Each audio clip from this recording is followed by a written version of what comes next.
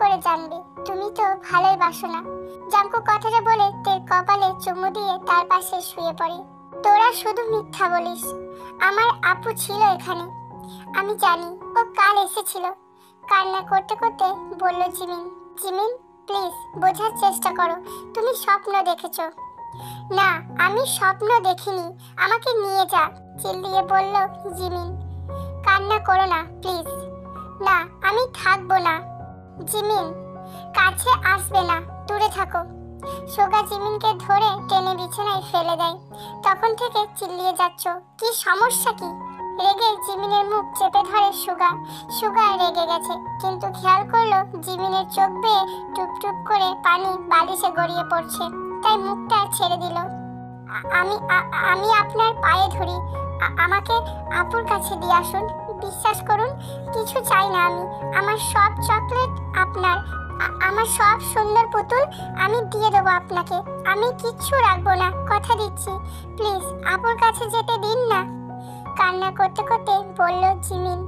জিমিনের বলা প্রতিটি কথায় মিশ্রিত মায়া আর কষ্ট সুগার বুকের মধ্যে বাড়ি খাচ্ছে। সত্যি এটা অন্যায় হচ্ছে জিমিনের সাথে, তের সাথে। সুগা জিমিনকে উঠিয়ে কোল বালিশ পেতে শুইয়ে দেয়। কি?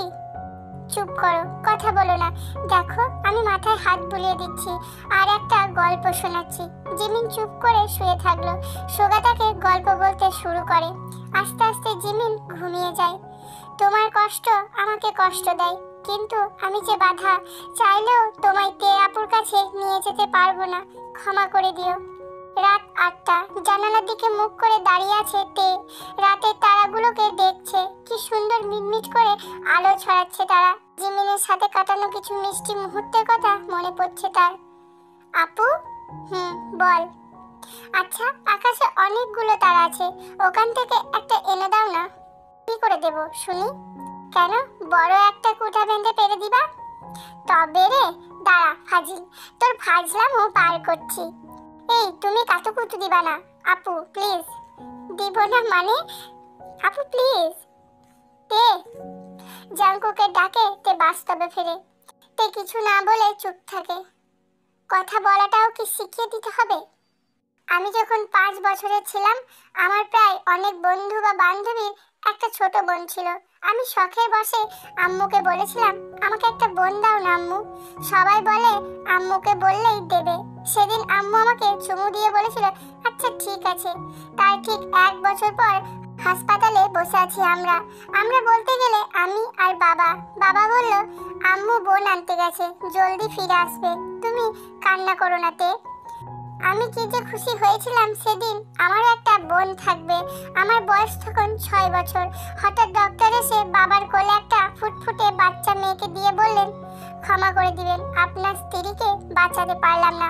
আমার কষ্ট মনে আছে, সেদিন বাবা বলেছিল, তুই কান্না করিস না মা, দেখ তোর বোনের তুই ছাড়া আর কেউ নেই, ওর দায়িত্ব আজ থেকে তোর।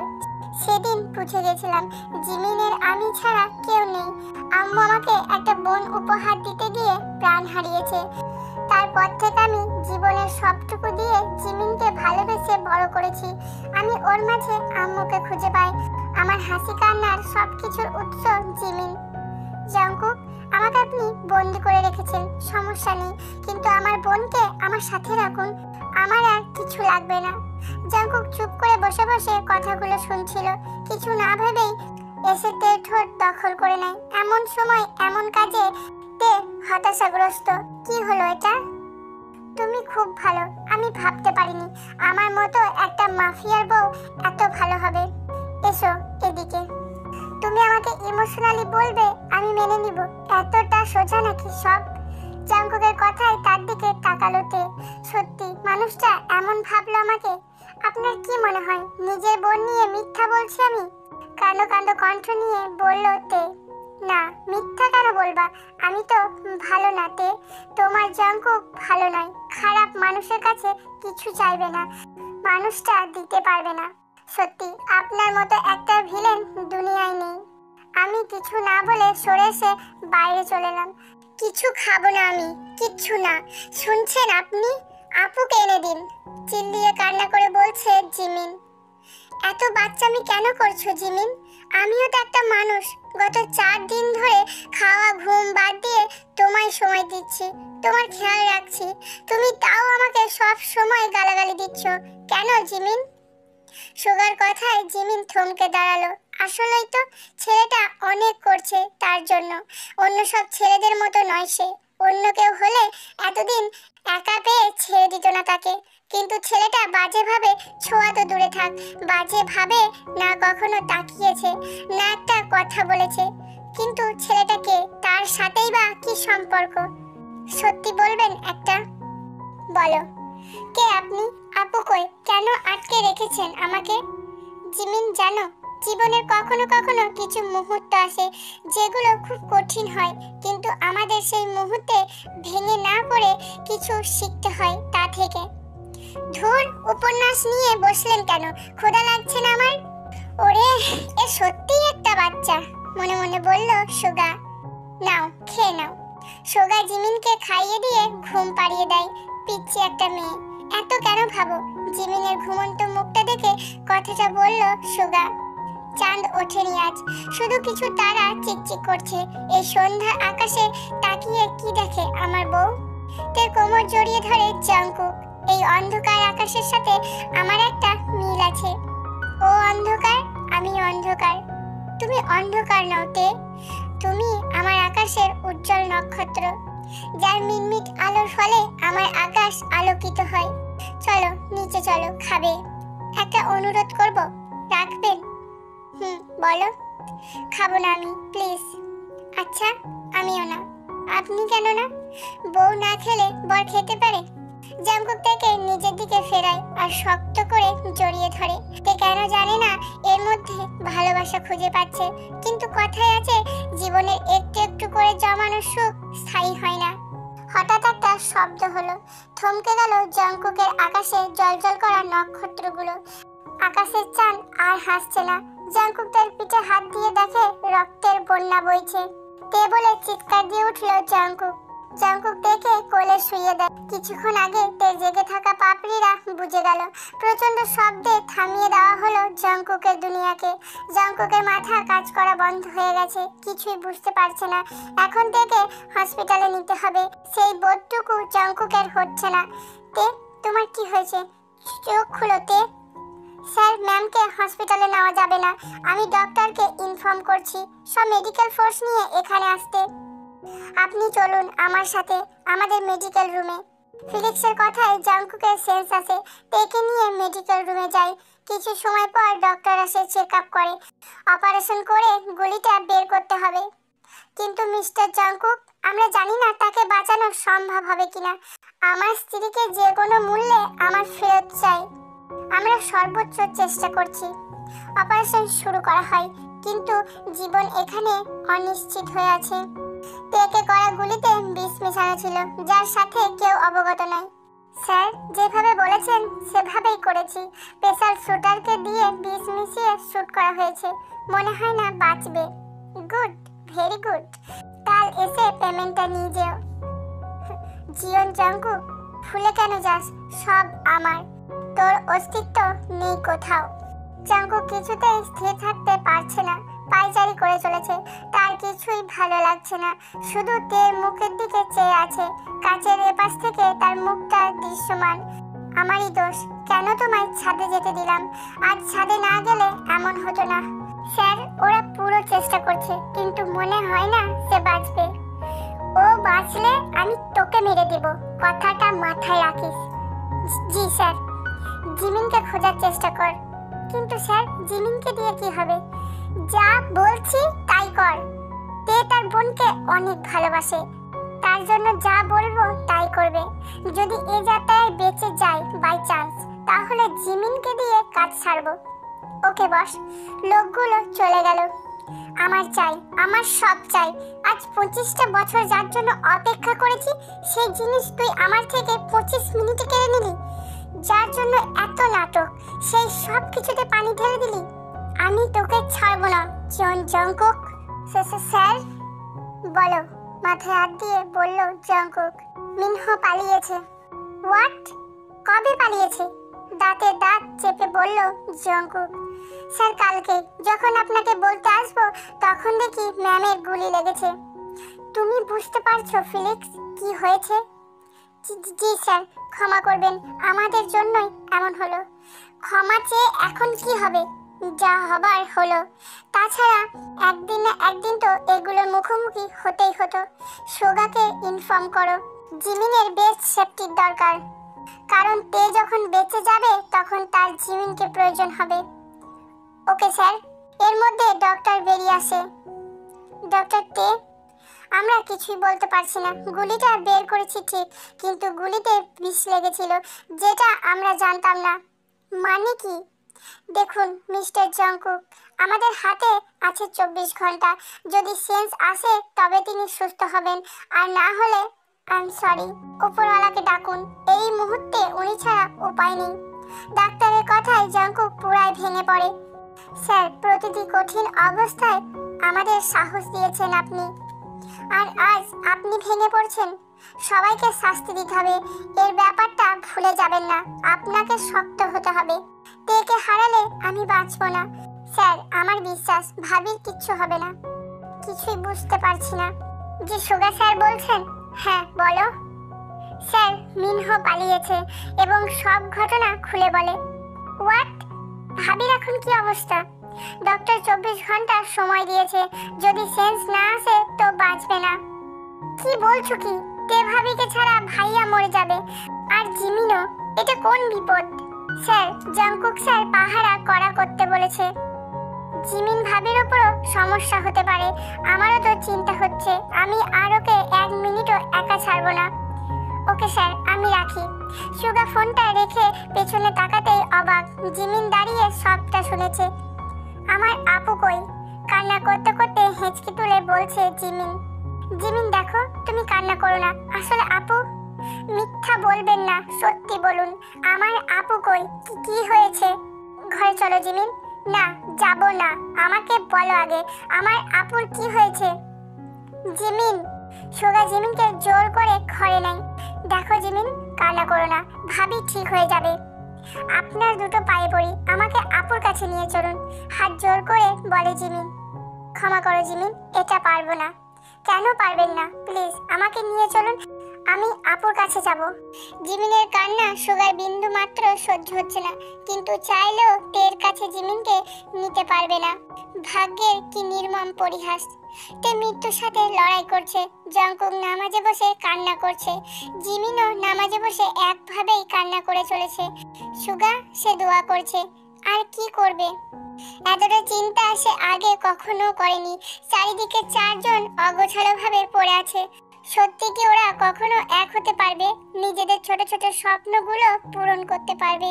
মিস্টার জংকুক, আপনার স্ত্রীর সেন্স আসছে। কথাটা শোনা মাত্রই জংকুক উঠে দৌড় দেয়। রুমে গিয়ে দেখে তের চোখ দুটো বন্ধ, মুখটা ফ্যাকাশে হয়ে আছে। জংকুক তের কাছে গিয়ে তের কপালে হাত দেয়। তে আস্তে করে চোখ খোলে। চোখ খুলে জংকুককে দেখতে পেয়ে কেন জানি না খুব ভালো লাগছে তার। মৃদু হাসি দেয়। কেমন লাগছে এখন? ভালো, মৃদু হেসে বলল তে। কিছু সময়ের জন্য মনে হয়েছিল তো তোমাকে হারিয়ে ফেলেছি। আপনি কান্না করছেন? জংকুক তেকে হালকা করে জড়িয়ে নেয়। তে কাঁদবে, জংকুকের চোখের পানি পড়ছে, তা সে বুঝতে পারছে ভালো করে। কান্না করছেন কেন? আমি তো ভালো আছি, দেখুন। কিছু সময় পর জংকুক উঠে আসে। জানি, কত ঠিক আছো। জিমিন কেমন আছে? জানি না, খোঁজ নেওয়া হয়নি। ফোন করবেন, একটু কথা বলবো। জংকুক সুগাকে ফোন করে। কেমন আছিস? এই তো ভাইয়া। ভাবির কি অবস্থা? তোর ভাবির সেন্স আসছে। ভাই জানো, জিমিন এখনো নামাজে বসে কান্না করছে। ওকে বল তে কথা বলবে। হ্যাঁ, এক্ষুনি দিচ্ছি। জিমিন, ভাবি কথা বলবে। দিন। হ্যালো আপু। জিমিনের কণ্ঠ শুনে তে শুধু কান্নাই করে চলেছে, গলা দিয়ে শব্দ বের হচ্ছে না। তুমি কান্না করছো কেন? খুব খুব তাড়াতাড়ি আমাদের দেখা হবে, দেখো। আমি তোমার কোলে মাথা দিয়ে ঘুমাবো। কান্না করো না আপু, সুস্থ হও না তুমি আগে। আমার বাচ্চাটা বড় হয়ে গেছে। হ্যাঁ, তুমি তো বলতে বড় হবি না। দেখো, বড় হয়ে গেছি, তোমাকে ছাড়া ঘুমাচ্ছি।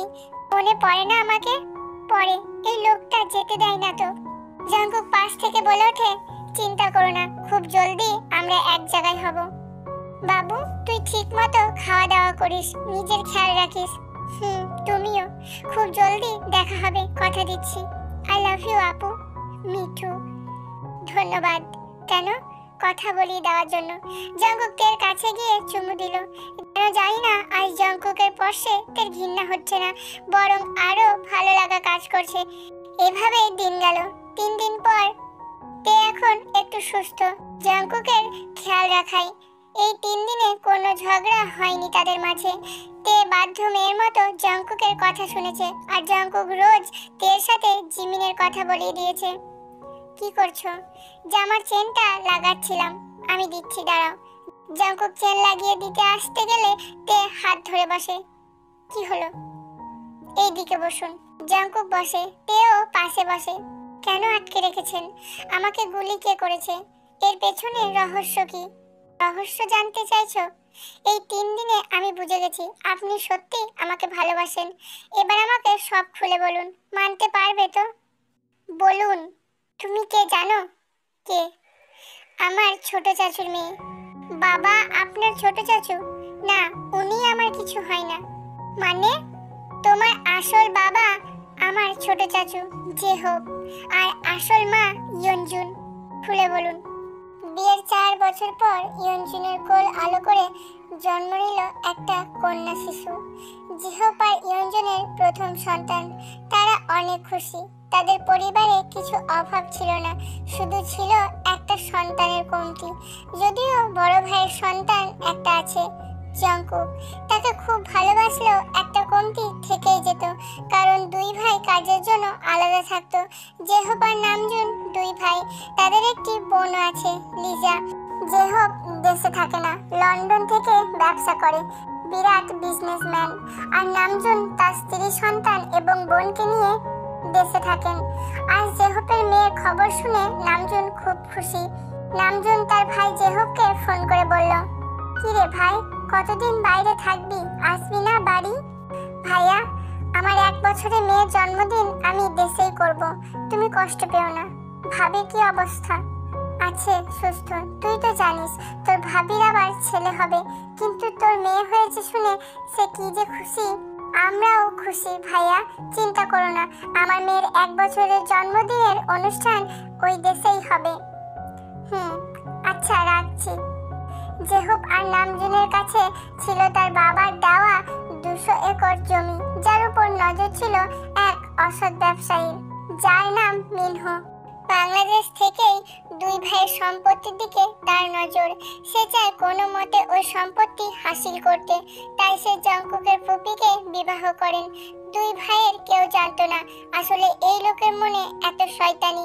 মিনহো ভেবেছিল লিজাকে বিয়ে করলে আস্তে আস্তে সম্পত্তি তার নামে হবে, কিন্তু সব গেমে পানি ফেলে দিল সেদিন ছিল তার জন্মদিন।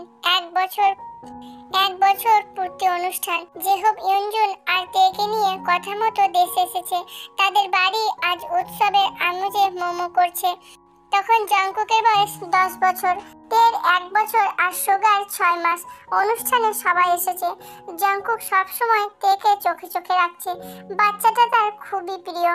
আর এই জন্মদিনে জেহব একটা অ্যানাউন্সমেন্ট করে, প্রিয় দর্শকবৃন্দ, আজ আমার মেয়ের জন্মদিন। এই শুভ মুহূর্তে আমি একটা শুভ কাজ করতে চাই। আমি আমার যাবতীয় সমস্ত সম্পত্তি তের নামে করে দিলাম, এবং আমার তের পরে এই সম্পত্তির মালিক হবে তের সন্তান। সে যদি কোনো অ্যাক্সিডেন্টে বাচ্চা হবার আগেই মারা যায়, তবে এই সম্পত্তির মালিক হবে বৃদ্ধাশ্রম, এবং সে চাইলেই অন্য কাউকে এই সম্পত্তি দিতে পারবে, তবে তার 18 বছর হলে। আর বড় ভাইয়ার সম্পত্তির পাওয়ার অফ অ্যাটর্নি পাচ্ছে জাঙ্কুক আর সুগা। ধন্যবাদ। একথা শোনার পর সবাই খুশি হলেও একজনের মুখে ছিল শোকের ছায়া। সে কেউ না, মিনহো। হ্যালো। জি স্যার, এখনই এই বাড়িতে এসো সবাইকে নিয়ে। কিন্তু স্যার, কেন? সবাইকে শেষ করব। স্যার, এখন তোমাকে বাঁচানোর দায়িত্ব আমার। Okay sir. কেক কাটার পর সবাই খাবার খেয়ে বেরোতে লাগলো। সবাই চলে গেলে পরিবারের সবাই মিলে আড্ডা দিচ্ছে। ইয়নজুন বলল, দেখুন ভাইয়া, জাংকুক কিন্তু তেকে সেই সময় থেকেই ধরে রেখেছে। বোনকে অনেক পছন্দ হয়েছে মনে হয়। জাংকুকের মা জিন বলল, হিসু করে দিলে কি হবে রে জাংকুক? কি করব, মুছে দিব? ওরে বাবারে, তাই নাকি? হ্যাঁ। ইয়নজুন বলল, আচ্ছা জাংকুক, ওকে আমার কাছে দাও, দেখো তো সুগা কি করছে। আচ্ছা। জাংকুক তেকে দিয়ে সুগার রুমে গেল। ওইদিকে সবাই গল্প করছে। হঠাৎ গুলির শব্দ। জিহো আর ইয়নজুন ফ্লোরে লুটিয়ে পড়ে। নামজুন বলল, মিনহো, কি করছো তুমি? নামজুনকেও গুলি করা হয়। তেকে কোলে নিল মিনহো। কি করছেন ভাইয়া? আপনি আমার বাচ্চাদের কথা ভেবে আমাকে ছেড়ে দিন। জিনের কথা না শুনেই তাকেও গুলি করে। সবার প্রাণ একবারেই চলে যায়। এদিকে সবার আড়াল থেকে জাংকুক দেখে নেয় তেকে মারা যাবে না, ওর থেকে সম্পত্তি লিখে নিতে হবে। ওর 18 বছর পূর্ণ হলে জাংকুক আর সুগাকে খোঁজো, ওদের শেষ করতে হবে। বড় ভাইয়ের আঙুলের টিপ ছাপ নিয়ে। জাংকুক আর সুগাকে আমাদের আর লাগবে না, তাই ওদেরও সরিয়ে দিতে হবে। কথা শুনে সুগাকে কোলে জাংকুক জঙ্গল বরাবর পালায়। এদিকে ওদের দুই ভাইকে কোথাও না পেয়ে লোকগুলো ফেরত আসে। স্যার, ওদেরকে মেরে দিয়েছি, মিথ্যা বলল লোকগুলো। সত্যি তো? জি। মিনহো নিশ্চিন্তে তেকে নিয়ে বাসায় আসে। এইদিকে তের ফুপি লিজা কিছুই জানতো না। তাকে বাসায় ঘুমের ঔষধ দিয়ে আসে মিনহো। লিজাকে বলা হয় তাদেরকে দস্যুরা মেরে ফেলেছে। এভাবে সব সম্পত্তির মালিক হয় মিনহো, কিন্তু অর্ধেকের মালিক তে। সেই 10 বছর বয়স থেকে আমি নিজেকে প্রস্তুত করেছি তোমায় ছাড়ানোর জন্য, আর সুগাকে মানুষ করেছি। জানো কত রাত না খেয়ে কাটিয়েছি তা জানা নেই। 15 বছর বয়সে একবার জেলও গেছি। জানো, লোকটা এগুলো করে ঠিক থাকলেও হতো। তুমি যাকে মা বলে মানতে, সে আমার ফুপিকে জিমিন হবার দিনই উনি মেরে ফেলে, আর দোষ দেয় জিমিনকে জন্ম দিতে গিয়ে মারা গিয়েছে। তারপর থেকে ওর সাজানো মতোই সবকিছু হচ্ছিল। তোমার বড় হয়ে ওটা জিমিনের প্রতি তোমার মায়া গড়ে তোলা। লোকটা নিজের মেয়ে জিমিনকেও ব্যবহার করেছে।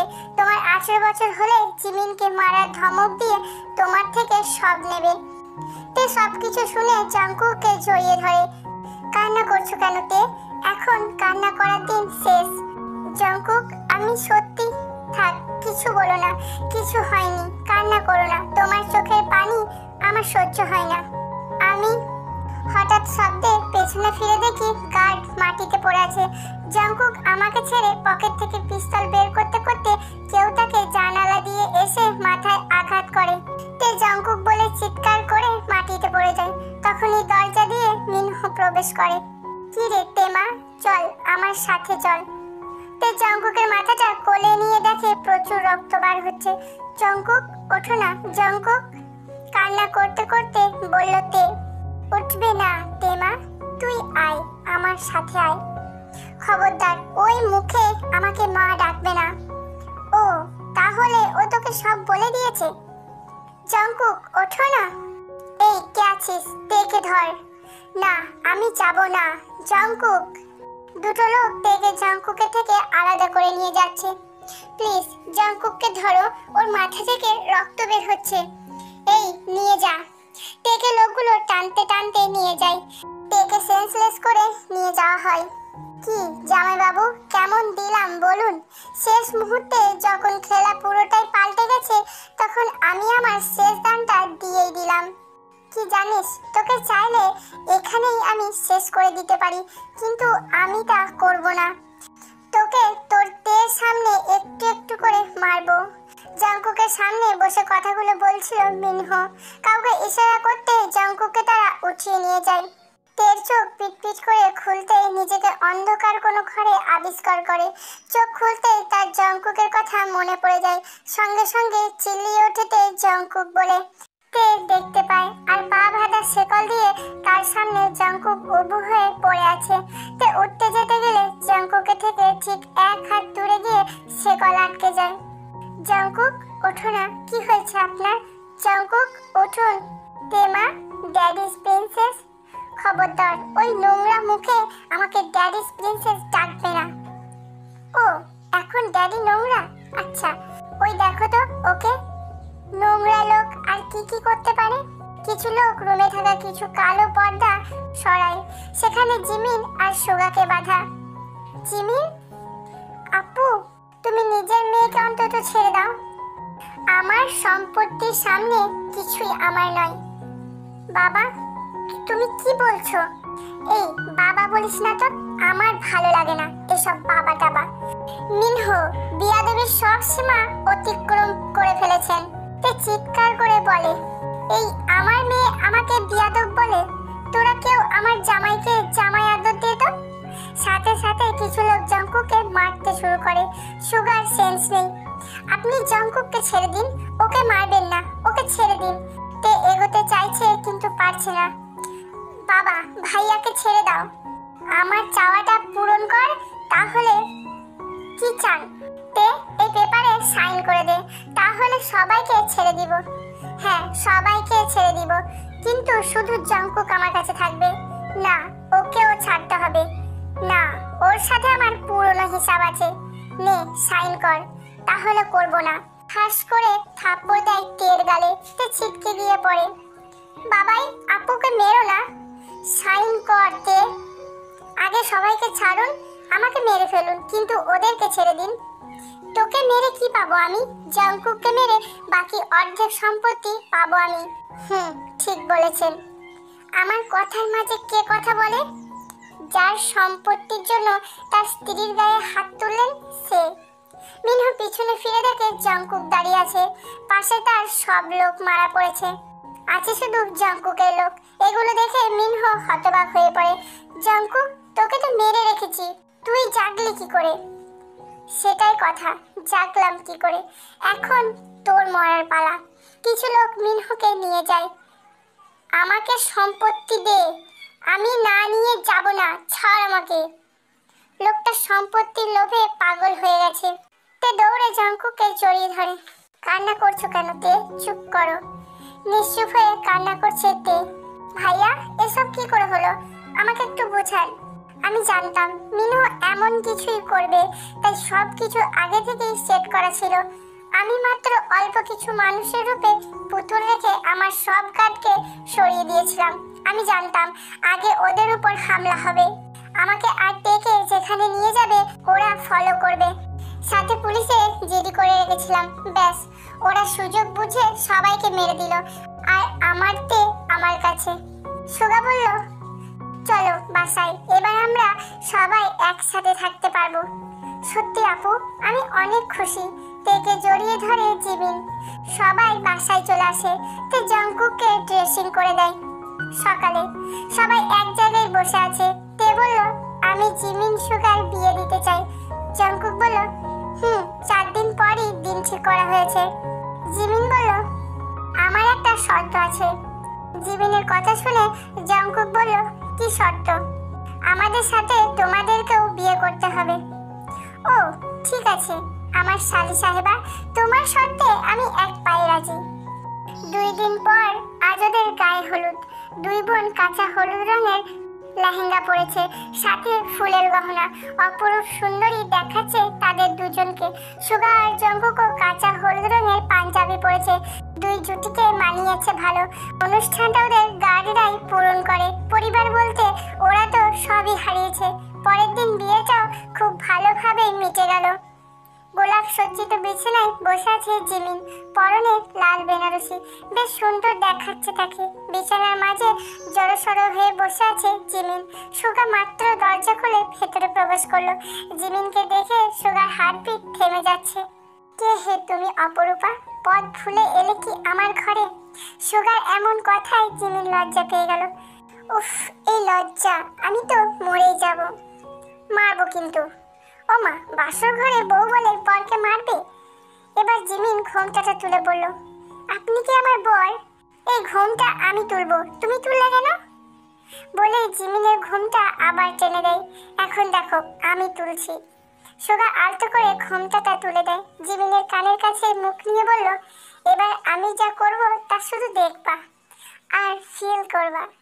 তে তুমি আমার ভালোবাসা, আর তুমি আমার ভিলেন বর। ভিলেন নামটা আর গেল না, যাবেও না। এদিকে এসো। জঙ্কুক টেকে কোলে তুলে নিয়ে বেলকনিতে গেল। দেখো চাঁদটা সুন্দর না? হ্যাঁ, কিন্তু আমার চাঁদের থেকে না। আচ্ছা, তাই নাকি? ভালোবাসার অতল গভীরে তলিয়ে গেল চারটি প্রাণ। ওদের ভালোবাসা দেখে আজ চাঁদও লজ্জা পাবে। 2 বছর পর আজ তে তার দুটো যমজ সন্তানের মা হলো। অদ্ভুত হলেও সত্যি এটাই। জিমিনেরও 2টা যমজ ছেলে। জিমিনের বয়সটা বেশি ছিল না, কিন্তু অসাবধানতার কারণে আল্লাহ তাদের যা দিয়েছে তাতেই খুশি। জিমিন পড়াশোনা করছে, সাথে সংসার। আজ তাদের বাড়ি পরিপূর্ণ 4 যমজ সন্তানের সমাহারে। সত্যি এর থেকে বেশি খুশির কিছু হতেই পারে না। কিছুদিন পর পা পা করে 4 জন যখন হাঁটবে এই বাড়ি জুড়ে, তখন পরিবারের কমতিটা একটু হলেও কমবে। জান পাখিরা, কিছু কিছু মানুষের কাছে অর্থ সম্পত্তি, টাকা পয়সা এগুলো এত পরিমাণে মূল্যবান হয়ে পড়ে যে তখন তারা একটা হিংস্র পশুর থেকেও খারাপ হয়ে যায়। আমাদের সমাজে এরকম অনেক পরিবার আছে যাদের পরিবারে মিনহর মতো একজন মানুষ থাকে, যার কাছে টাকাটাই সব, যার কাছে সম্পর্কের কোনো মূল্যই নেই। কিন্তু কি জানো, আমাদের সমাজে যেরকম মিনহুর মতো খারাপ মানুষ আছে, সেরকম জংকুক আর সুগার মতো মানুষও আছে, যারা নিজেদের জীবনের বাজি লাগিয়েও পরিবারের মানুষদের রক্ষা করে।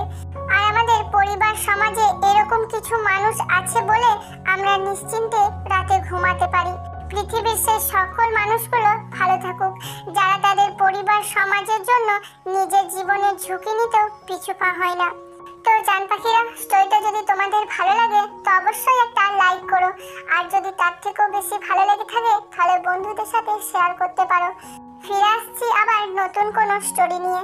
সো বাই বাই জান পাখিরা, লাভ ইউ।